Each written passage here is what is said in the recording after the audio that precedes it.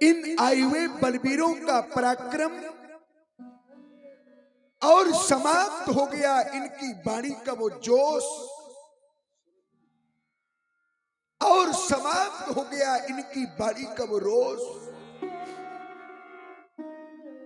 जो कुछ समय पूर्व मैंने देखा और अब ये परिणाम प्राप्त हो गया कि इन आए हुए दीप दीपांतर से महिपालों का बल और पराक्रम अब पराभव को प्राप्त हो गया।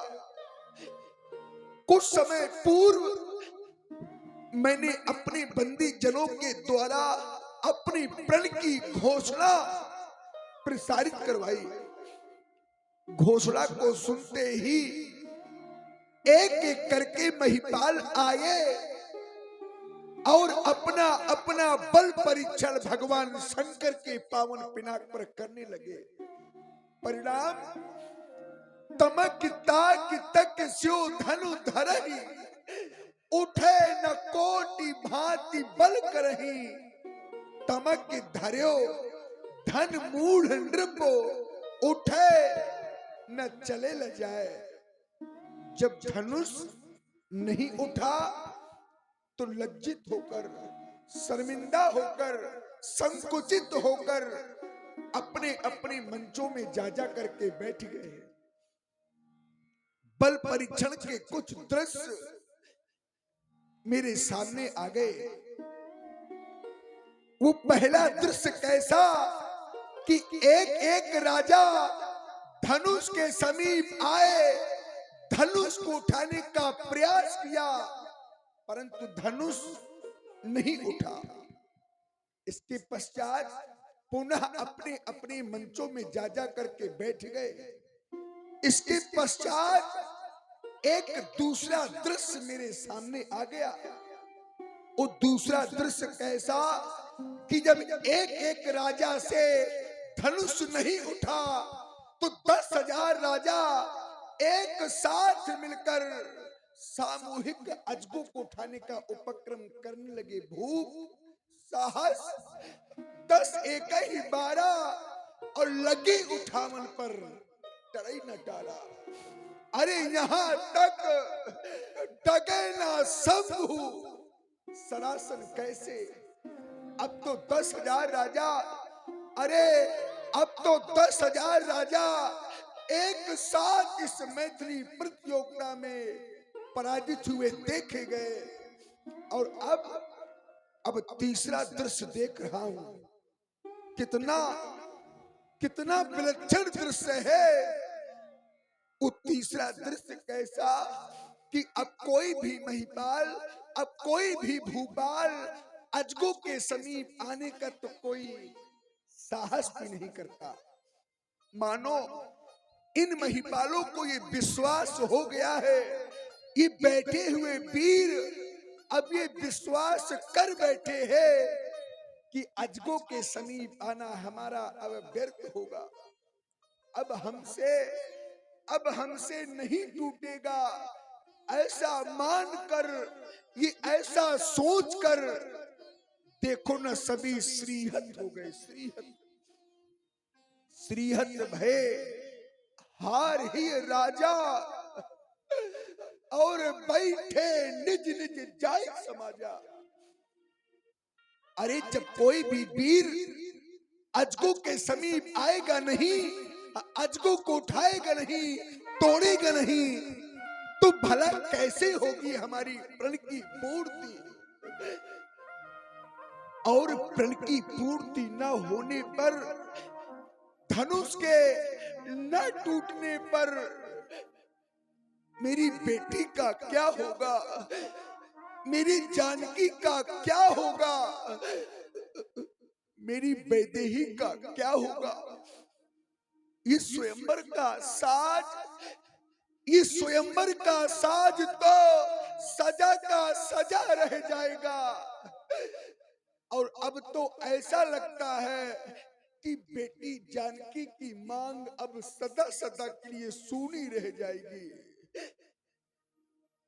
मैंने क्या सोचा था अरे मैंने तो कल्पना ही की थी कि एक समय वो आवेगा कि बेटी के पीले हाथ करके बेटी को अपने हाथों से डोली में बैठा करके विदा करूंगा, लेकिन समस्त सपने धूल धूसित हो गए।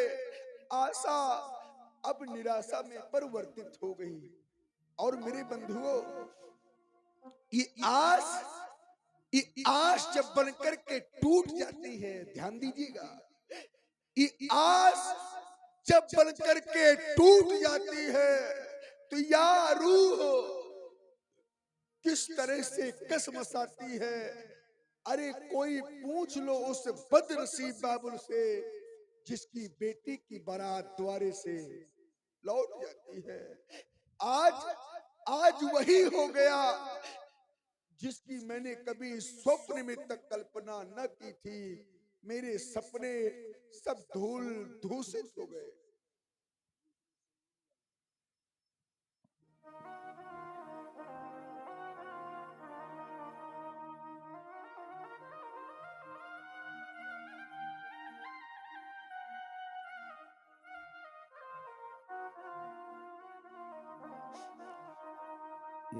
दीपो दीपो के ये दीप दीपांतर के महिपाल ये सभी हमारे प्रण को ही सुनकर के आए हैं। दीपो दीपो के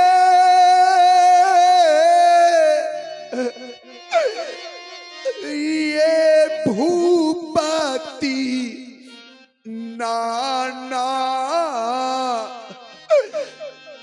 ये आए सुनी हम जो प्रण ठाना।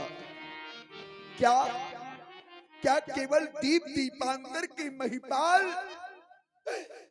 तो नहीं, अरे यहाँ तो त्रैलोक्य के वीर बैठे हैं। और अगर मैं कह दूं कि सारा त्रैलोक्य मेरी मिथिला में पराजित हो गया तो कोई अतिशयोक्ति नहीं होना चाहिए। देवो तनोजो, देवलोक से देवता और पाताल लोक से दैत्य मानव का वेश धारण करके आए हैं। देवो देवो तनोजो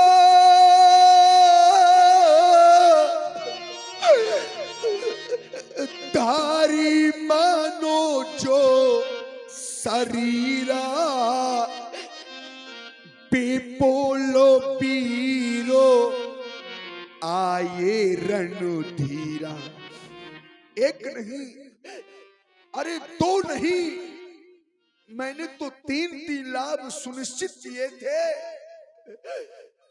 अरे सुन लो पुनः वो लाभ, अगर न सुने हो तो सुन लो, मैं पुनः सुनाने जा रहा हूं। पहला लाभ, ये कुंवरी मनोहरी कन्या उस वीर को प्राप्त होगी। कुंवारी मनोहरी, ये पहला लाभ।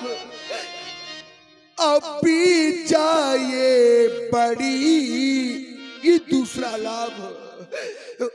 और की राती आती कमुनी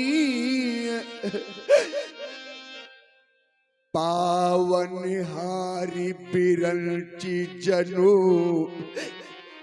पर रचिवो न धनु तमनी। परंतु अब मुझे तो ऐसा लगता है कि मेरी बेटी की योग पर बिरंची ब्रह्मा ने इस सृष्टि में रचा ही नहीं। अरे बोलो बोलो, क्या ये लाभ आप लोगों को अच्छे नहीं लगे? काहू काही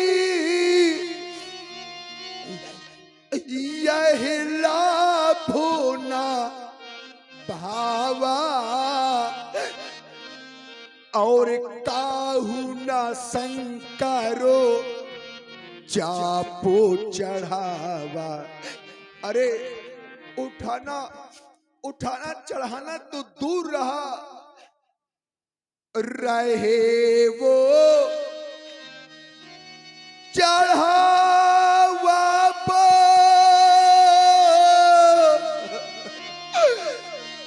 अरे तो रब भाई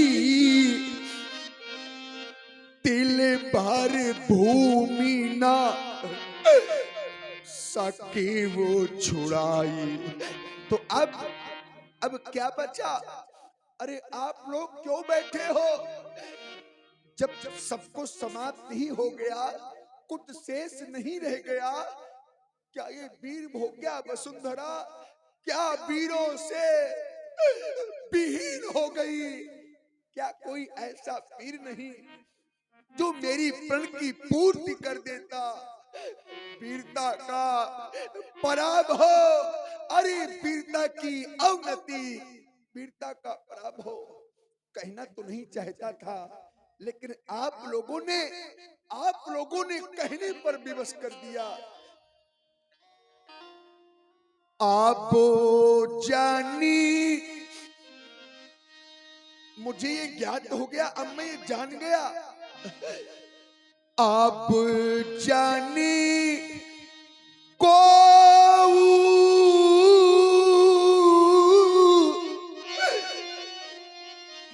माखे भाटो मानी, क्योंकि वीरो विहीनो मही में जानी। अब एक कार्य शेष बचा है, उपस्थित महिपालो, अब इस कार्य को कर लेना, क्योंकि अब ये दृश्य मुझे देखा नहीं जाता। अरे तुम लोग अपने सर को अरे नीचा किए हुए बैठे हो। अरे ये दृश्य तो मुझे बिल्कुल शोभा नहीं देता। अरे वीर है, अगर वीरन तो है तो अरे आओ, धनुष को उठाकर मेरी प्रण की पूर्ति कर दो। मैं ये जान जाऊंगा कि अभी भी कोई वीर शेष बैठा है, नहीं तो अब एक कार शेष बचा है केवल।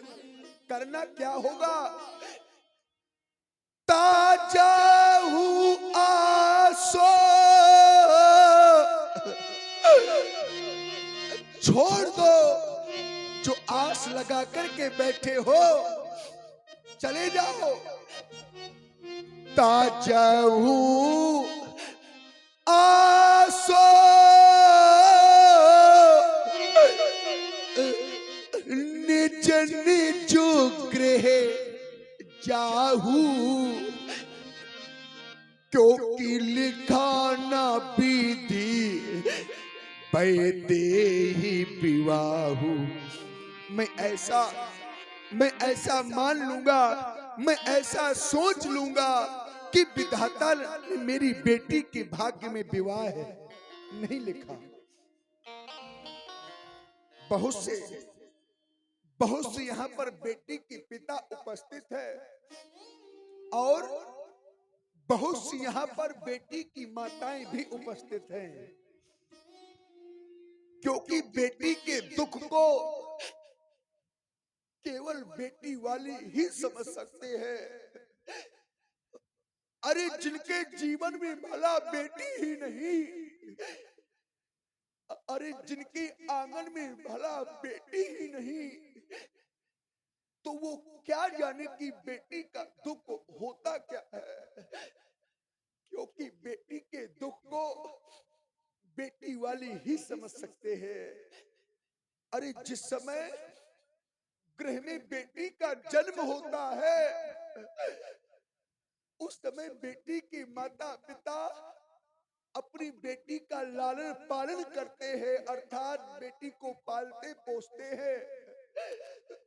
और एक समय वो आ जाता है मेरे बंधुओं कि बेटी सयानी हो जाती है, और जिस दिन बेटी सयानी हो जाती है बेटी माता पिता के जीवन से दूर होने लगती है, उस समय उस माँ को, उस पिता को कैसा लगता है, इस पीड़ा का आभास केवल बेटी वाली ही कर सकते हैं। अरे निरंतर बेटी अपनी माता पिता के समीप रहती है, और जिस दिन वो बेटी माता पिता से दूर हो जाती है, वो माता पिता बेटी के बिन कैसे रह पाते हैं, इस पीड़ा का आभास केवल बेटी वाली ही कर सकते हैं। बेटी के दुख को केवल बेटी वाली ही समझ सकते हैं।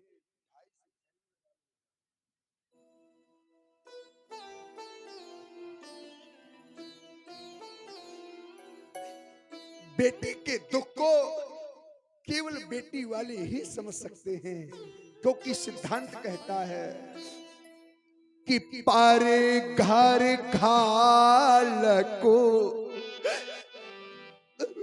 ओला जो न भीरा, क्योंकि वो बांझो की जानी प्रसो के पीरा। वो बांझ स्त्री, अब बांझ कहते किसे है, जिसके जीवन में कोई संतान ही ना हो, उसे बांझ कहते हैं। और वो बांझ स्त्री अरे क्या जाने कि प्रसव की पीड़ा होती क्या है, क्योंकि मां बनने का अवसर उसे कभी मिला ही नहीं। मेरे बंधुओं, मैं आप लोगों से कहना क्या चाहता हूं, जिसने कन्या जाई ही नहीं, ध्यान दीजिएगा, जिसने कन्या जाई ही नहीं, वो कन्या का दुख क्या जाने, जिन पाँव बिमाई फटी नहीं, वो पीरो पराई क्या जाने। या तुम यह कह दूं, जिसने की बेटी पिता ही नहीं, जिसने कभी बेटी को विदा ही नहीं किया, तो वो क्या जाने कि विदाई का दुख होता क्या है।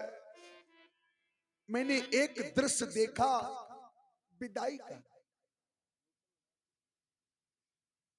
मैंने एक दृश्य देखा अब विदाई का, और ये दृश्य विदाई का आप लोगों ने भी देखा होगा।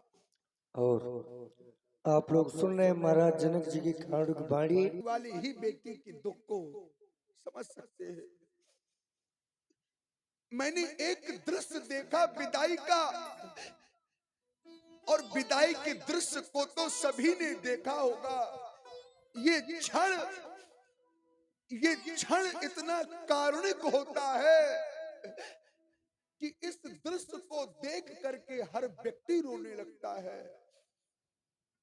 मैंने एक दृश्य देखा कि प्रातः काल का समय था, बेटी के माता पिता अपनी बेटी को विदा कर रहे थे, बेटी अपनी माँ से भेंट कर रही थी, और बेटी बहुत रो रही थी।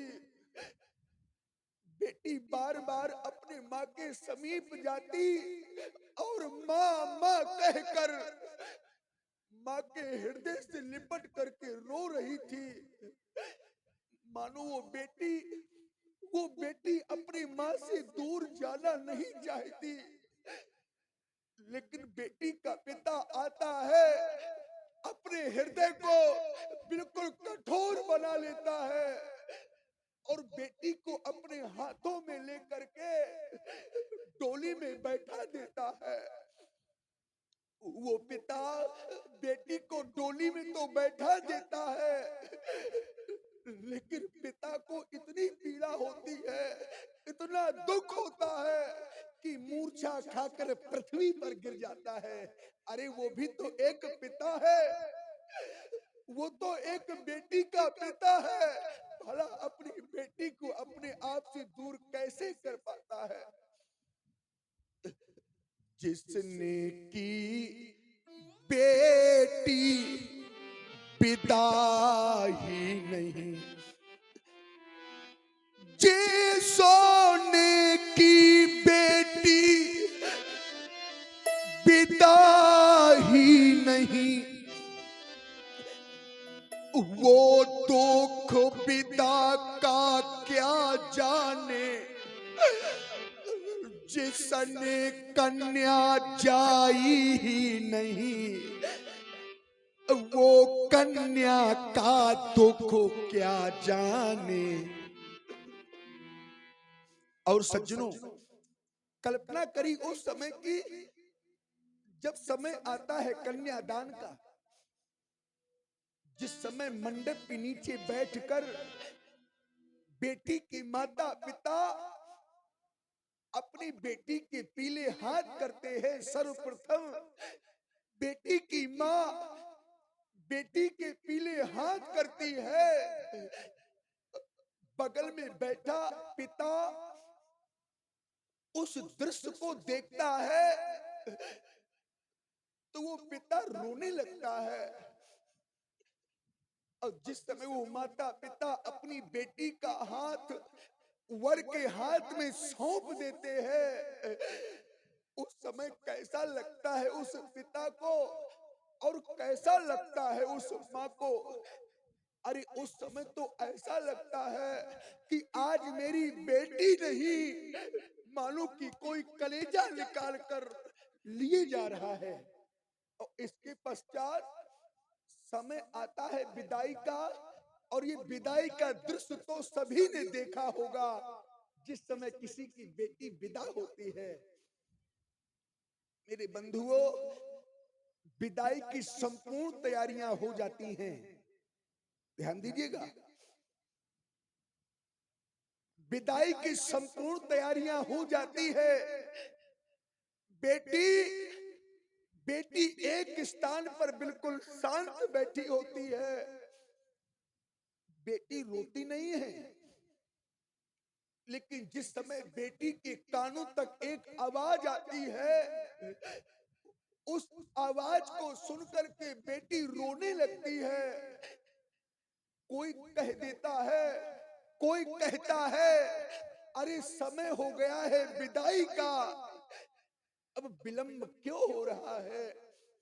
जैसे इस वाक्य को बेटी सुन लेती है, बेटी बस फूट फूट करके रोने लगती है। बेटी अचानक अपनी माँ को देखती है कि दौड़ी दौड़ी बेटी की माता बेटी के समीप ही चली आती है। और जिस समय वो बेटी अपनी रोती हुई माँ को रोता हुआ देखती है, तो माँ माँ कहकर अपनी माँ के हृदय से लिपट जाती है और बेटी बहुत रोने लगती है।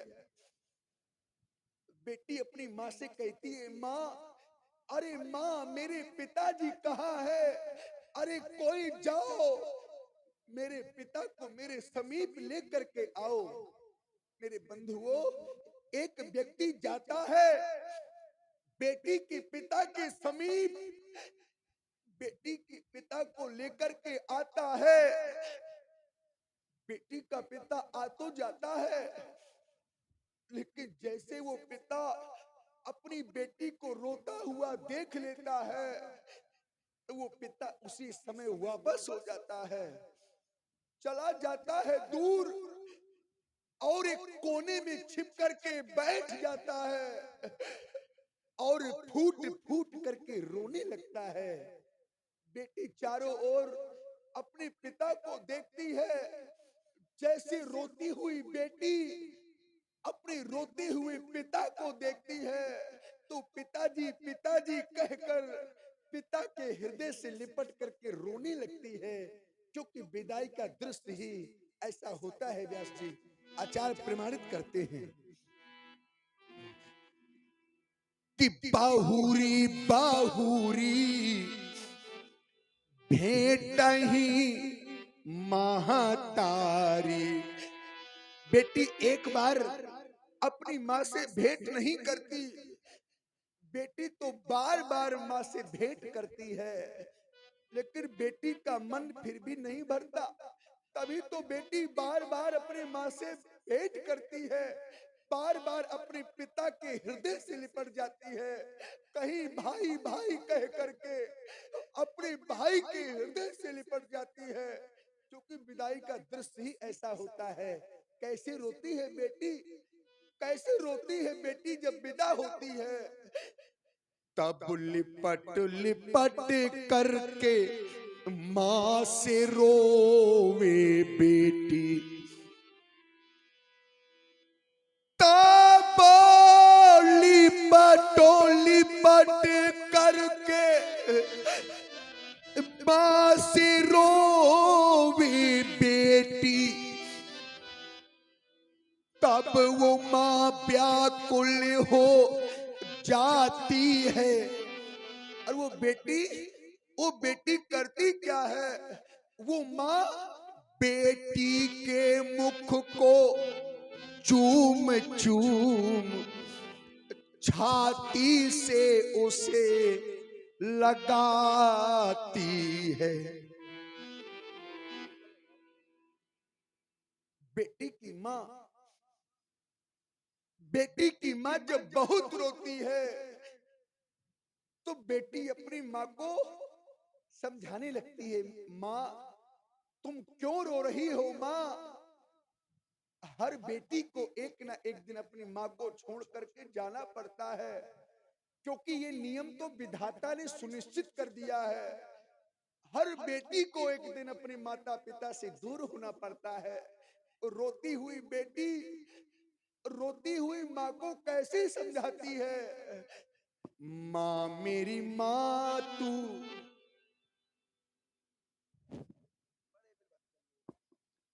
और आप लोग सुन रहे हैं विदेहराज श्री जनक जी की सुंदर वाणी को, बड़ा ही कारुणिक विलाप सुन रहे हैं। एक बेटी की वेदना क्या होती है आप लोग स्पष्ट मंच के माध्यम से, अभिनय के माध्यम से देख रहे हैं। इसी पर प्रभावित हुए हमारे परमादरणीय परम सम्माननीय पंडित श्री सुशील कुमार जी द्विवेदी, आपकी ओर से ये 100 पुष्प मुद्राएं महाराज श्री जनक जी के चरणों में सादर समर्पित हैं। बहुत बहुत साधुवाद, बहुत बहुत धन्यवाद। वो बेटी अपनी माँ से कहती है, माँ मेरी माँ तू क्यों रोती है। अरे माँ तू क्यों रो रही है, माँ मेरी माँ तू क्यों रोती है, क्योंकि बेटी पराया धन होती है। माँ कहती है, बेटी मैं ये जानती हूँ कि बेटी पराया धन होती है, लेकिन माँ का हृदय इतना कठोर नहीं होता कि बेटी सहज से ही अपने बेटी को अपने आप से दूर कर दे। बेटी बहुत पीड़ा होती है जब एक माँ अपने आप से अपनी बेटी को दूर करती है। ए तो नी कठोर कहाँ होती है, क्योंकि माँ भी तो आखिर माँ होती है।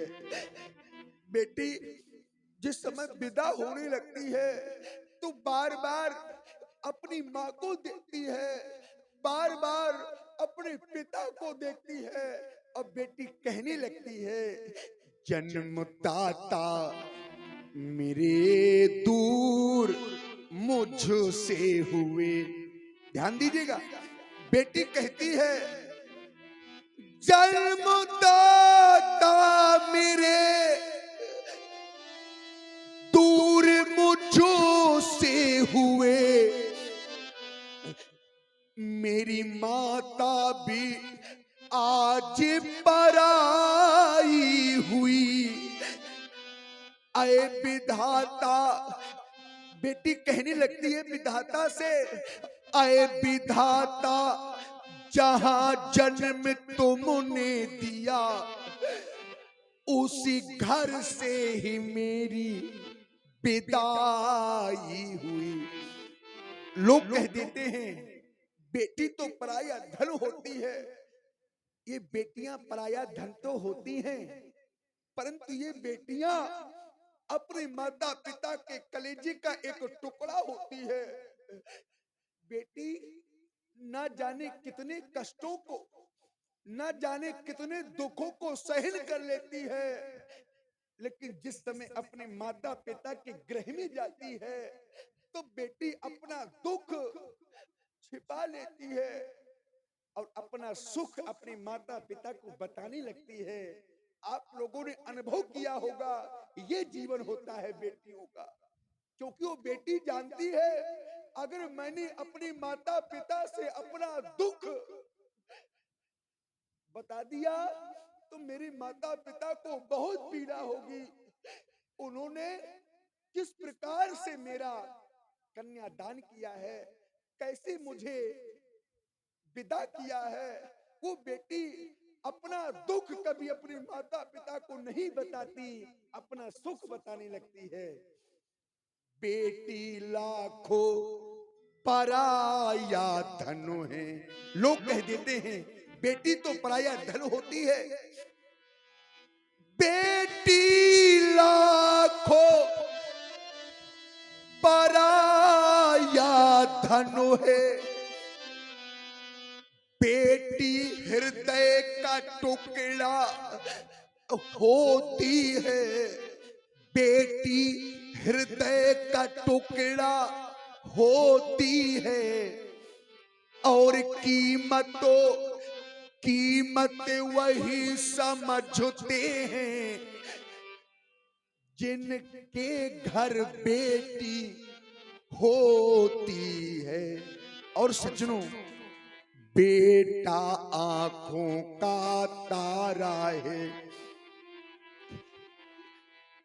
बेटा आंखों का तारा है, बेटी नैनों की ज्योति है। वो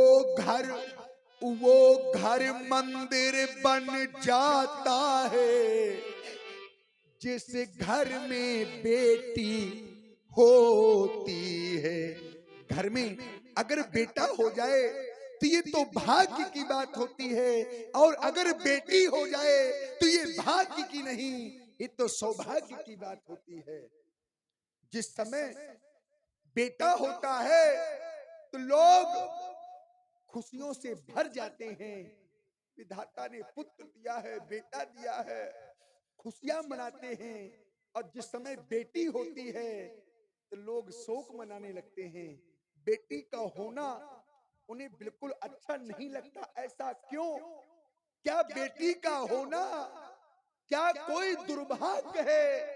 अरे बेटियों का होना दुर्भाग्य नहीं, इन बेटियों का होना तो सौभाग्य। मेरे बंधुओं, आप लोग बेटियों से इतना दूर क्यों हो रहे हैं? जिस दिन आप लोगों से ये बेटियां दूर हो जाएंगी तो मेरे बंधुओं प्रलय आ जाएगा, क्योंकि जब बेटी ही नहीं होगी, अरे जब बेटी नहीं होगी तो बहू कहां से लाओगे? कारण है कि आजकल लोग बेटी नहीं चाहते। बस यही कारण है कि बेटियों को निरंतर अभाव हो रहा है। यदि घर में 4 पुत्र हैं तो वर्तमान की स्थिति केवल 2 का विवाह हो रहा है। ऐसा क्यों? क्योंकि आप लोग बेटियों से निरंतर दूर हो रहे हैं। बेटी तो सौभाग्य का विषय है, और जो सौभाग्य आपके गृह में नहीं होगा तो सौभाग्य क्यों चाहते हो? सौभाग्य की शाखा में ये खिलती है बेटी। ध्यान दीजिएगा, सौभाग्य की शाखा में ये खिलती है बेटी,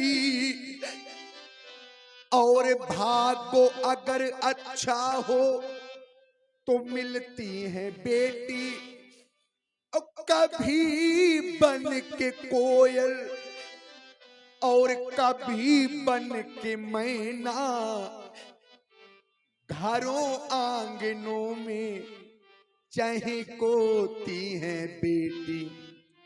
और अंत में कहना पड़ गया, अब हुई न मेरी प्रण की पूर्ति, और न रह गई इन वीरों में स्फूर्ति, और रह गई मेरी सुषमा मूर्ति। ये उजड़ता जाता मेरा बाग, अब ना बजेगा कोई राग। अब जाओ बिलभद्रो भाग, क्यों? क्योंकि धनुष भंग अब हो न सका, ये सभा करा दो भंग। क्योंकि बिगड़ गया मिथिलेश की ये रंग अवनी का रंग। सचिव सभा समाप्त करा दो, ये सभा समाप्त करा दो। सीता की सखियों ले जाओ बेटी।